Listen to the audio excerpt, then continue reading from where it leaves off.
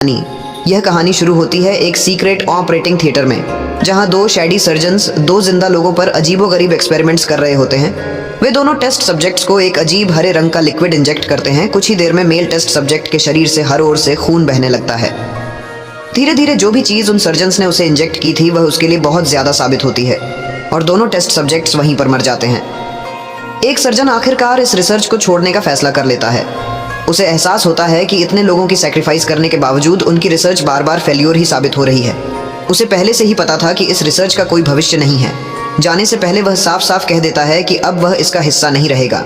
लेकिन शीन को अब भी यकीन नहीं है कि उनकी मेहनत बेकार गई।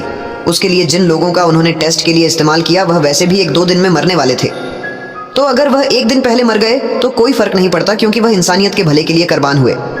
शीन फिर अपने जूनियर को ऑपरेटिंग थिएटर से बाहर जाने के लिए कहता है, क्योंकि वह खुद बॉडीज का ध्यान रखने वाला है। उसका जूनियर बिना कुछ कहे चुपचाप वहां से चला जाता है। लेकिन क्षण अब भी इस रिसर्च को सफल बनाने के लिए अड़ा हुआ है। उसे पूरा यकीन है कि इस एक्सपेरिमेंट के लिए सही सब्जेक्ट कहीं ना कहीं जरूर मौजूद है। अब चलते हैं इस कहानी के प्रोटोगोनिस्ट की तरफ। उसका नाम है और उसके दोस्त का नाम जिनमिन यंग है। यह दोनों एक फ्यूनरल होम में काम करते हैं, जहां वह मृत शरीरों की देखभाल करते हैं। खाने पीने और मस्ती करने के बाद वह अस्पताल जाने का फैसला करते हैं ताकि वह बॉडीज को क्लेम कर सके। अस्पताल पहुंचने के बाद यह वन अपना बिजनेस कार्ड काउंटर पर मौजूद अटेंडेंट को दिखाता है और खुद को हैंडवुल फ्यूनरल सर्विसेज से कांग यीवान के तौर पर इंट्रोड्यूस करता है। उसे उस सुबह मरने वाले पेशेंट्स के बारे में कॉल मिली थी।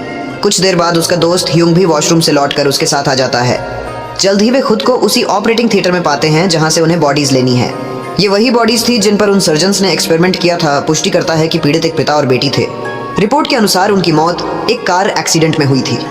लेकिन एक चीज यहवान को अजीब लगती है। पिता का शरीर तो बुरी तरह क्षतिग्रस्त था, लेकिन लड़की का शरीर लगभग स्पॉटलेस था। बस उसके हाथ पर एक व्रिंड था, ना ही उसके शरीर पर कोई सर्जरी के निशान थे। उसका दोस्त उसे याद दिलाता है कि वह फॉरेंसिक एक्सपर्ट्स नहीं है, इसीलिए उन्हें ऐसी चीजों की चिंता नहीं करनी चाहिए और बस बॉडीज क्लेम करनी चाहिए। यहवान जिज्ञासा में लड़की के मुंह के अंदर देखने की कोशिश करता है, लेकिन जैसे ही वह ऐसा करता है उसका हाथ लड़की के टूटे हुए दांत पर लग जाता है और उसकी उंगली कट जाती है। अब अगला स्टेप था बॉडीज को हटाना। जैसे ही वह पिता की बॉडी उठाने लगते हैं, यहवान अचानक देखता है कि लड़की के हाथ की चोट गायब हो चुकी है।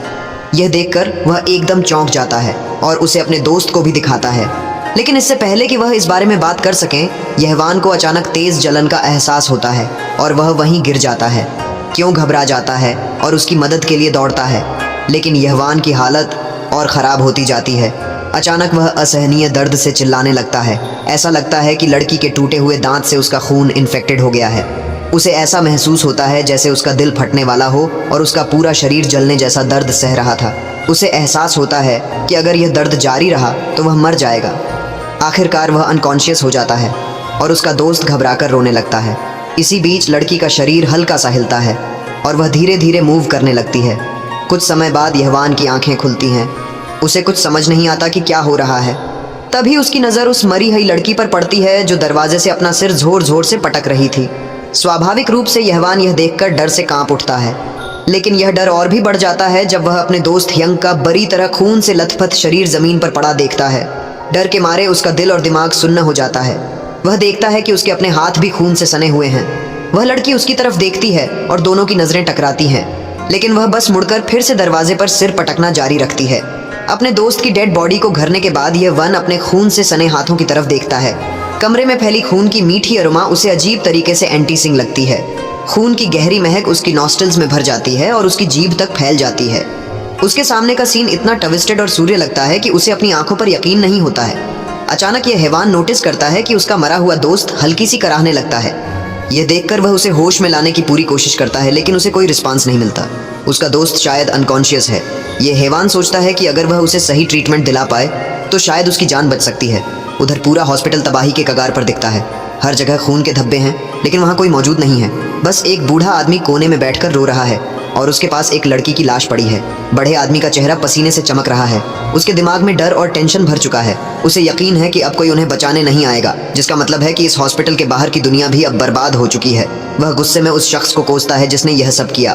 तभी वह देखता है कि सेक्रेटरी हल्का सा हिलता है। यह देखकर वह डर के मारे भागने लगता है। उसे यकीन है कि अगर वह और रुका तो उसे भी बेकार में मौत मिलेंगे।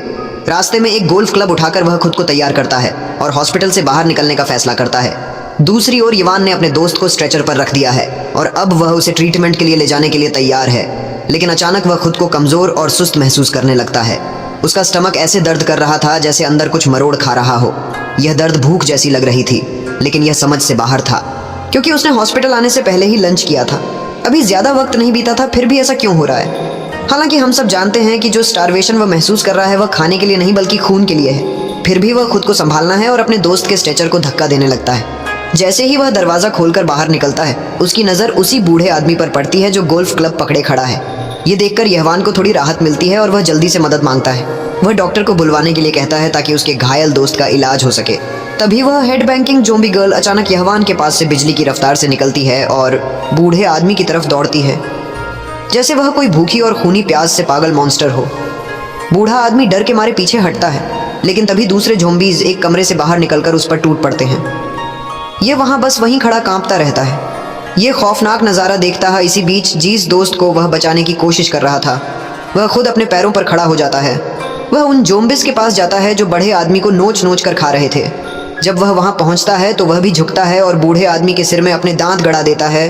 वह भी इस गुस्सम फीस्ट का हिस्सा बन जाता है। यह वहां एक पल भी बर्बाद नहीं करता और जल्दी से दीवार के पीछे छिप जाता है। वह सोचता है कि उसका एक बार मजाकिया और लापरवाह दोस्त अब पूरी तरह से एक ब्रेनलेस ज़ॉम्बी में बदल चुका है। एक पल के लिए यीवान को लगता है कि वह सपना देख रहा है। उसे यकीन नहीं होता कि जो कुछ हो रहा है वह असल में हो सकता है। वह अपनी आंखें बंद करता है और खुद को जगाने की कोशिश करता है, लेकिन इसका कोई फायदा नहीं। यह कोई सपना नहीं था। तभी उसकी नज़र एक दीवार पर लगे कैलेंडर पर जाती है। आज 29 अप्रैल थी, लेकिन उसे याद था कि जब वह अनकॉन्शियस हुआ था तब 24 अप्रैल थी। इसका मतलब है कि वह पूरे 5 दिनों तक बेहोश था। वह जल्दी से अपना फ़ोन निकालता है और देखता है कि हाँ, सच में आज 29 अप्रैल है। उसका फ़ोन मिस्ड कॉल्स और अनगिनत अनरीड मैसेजेस से भरा पड़ा है जो उसकी बहन नोना ने भेजे थे। मैसेजेस में वह चिंता जताते हुए उसे गुजारिश कर रही थी कि वह बाहर ना निकले और अपनी जान बचाए। जल्द ही उसके फ़ोन की बैटरी ख़त्म हो जाती है। अब भी को नहीं पता कि आखिर हो क्या रहा है, लेकिन यह कोई बहाना नहीं था कि वह बस यहाँ बैठा रहे। अगर उसे नोना और मिनी को बचाना है तो उसे हर हाल में हॉस्पिटल छोड़ना होगा। दूसरी ओर किसी रैंडम कन्वीनियंस स्टोर में एक लड़की एक कोने में चुपचाप बैठी रो रही है। स्टोर के बाहर की दुनिया पूरी तरह मिंदलेसेस ज़ॉम्बीज से भरी हुई है जो खून के लिए पागल हो रहे हैं। इस वक्त वह सिर्फ यही दुआ कर सकती है कि कोई आकर उसे बचा ले। इधर यह हैवान पूरी ताकत से हॉस्पिटल के कॉरिडोर में भागता है और सीढ़ियों की ओर बढ़ता है। जैसे ही वह नीचे उतरता है, उसकी नज़र उसी हेड बैंकिंग ज़ॉम्बी गर्ल से टकराती है, लेकिन वह किसी तरह स्टेयर्स से उतरकर हॉस्पिटल से बाहर निकल जाता है। अब वह पूरी तरह एक्सहॉस्टेड हो चुका है और भूख उसकी ताकत को ख़त्म कर रही है। उसके पास रुकने का वक्त नहीं है, लेकिन वह चाहकर भी खुद को रोक नहीं पा रहा। आखिर 5 दिनों तक बेहोश रहने के बाद यह नेचुरल था कि वह भूख महसूस करे। उसे इतनी भूख महसूस हो रही थी कि अगर उसने जल्दी कुछ नहीं खाया तो वह बेहोश हो सकता है। अब उसका अगला मकसद था जल्दी से कुछ खाने के लिए ढूंढना। जैसे ही यीवान एरिया को स्कैन करता है, उसे कन्वीनियंस स्टोर दिखाई देता है और बिना एक सेकंड सोचे वह उस अबंदोंद स्टोर में घुस जाता है। अंदर जाकर वह बर्गर और सोडा इस तरह खाने लगता है जैसे कल हो ही नहीं। अपना खाना खत्म करने के बाद वह आखिरकार संतुष्ट महसूस करता है, लेकिन तभी उसे अपने बारे में कुछ अजीब लगता है। उसे यह सोचकर अजीब लगता है कि उसने एक बार भी यह नहीं सोचा कि जो खाना वह खा रहा है वह ख़राब तो नहीं था। इसके अलावा उसे आमतौर पर कन्वीनियंस स्टोर का खाना पसंद नहीं था, तो फिर आज वह इसे इतने चाव से क्यों खा रहा है। अचानक उसकी आंखों में आंसू आ जाते हैं जब उसे अपने दोस्त की याद आती है जो अब एक असली ज़ॉम्बी में बदल चुका है। उसे याद आता है कि उसका दोस्त हमेशा ज़ॉम्बीज के अस्तित्व को लेकर क्यूरियस रहता था, लेकिन अब वही बेचारा खुद एक ज़ॉम्बी बन चुका है। यह अपने दोस्त को खोने के दुख में डूबा ही होता है कि तभी उसे पास के स्टोरेज रूम से कुछ हलचल महसूस होती है।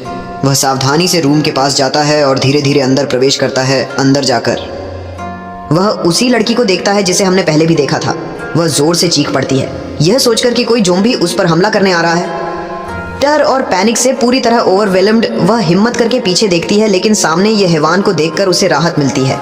यह हैवान अपने चेहरे पर हल्की मुस्कान लाते हुए उसकी मदद करने की पेशकश करता है। इसी दौरान बाहर एक ज़ॉम्बी कन्वीनियंस स्टोर की तरफ बढ़ रहा होता है।